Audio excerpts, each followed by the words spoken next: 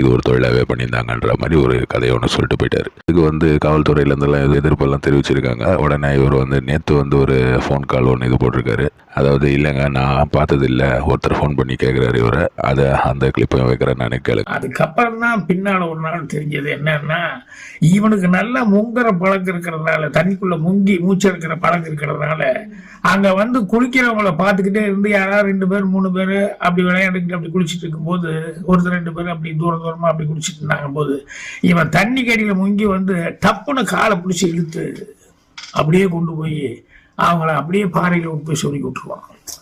So தம்மு அவங்களால பிடிக்க முடியாது, இல்லை தண்ணி குடிச்சிடுவாங்க, பாறையில் சொருகி விட்டா வெளியே வர முடியாது. இவன் நைஸாக அந்த எங்கேயும் ஏறி போயிடுவான். அதாவது ஏதாவது ஒரு சுச்சுவேஷனை யூஸ் பண்ணின்னு ஏதோ ஒரு விஷயத்த சொல்லி, அது வேற பின்னாடி எம்ஜிஆர் கூட எடுத்த ஃபோட்டோ எல்லாம் இருக்கிற இடத்துல ஆஃபீஸில் உட்காந்து இவர் இந்த கதையை சொல்கிறாரு. இந்த கதையை கேட்டு நம்மெல்லாம் அப்படியே வியந்து போனோமா அப்படி தான் நினைக்கிறாரு போல.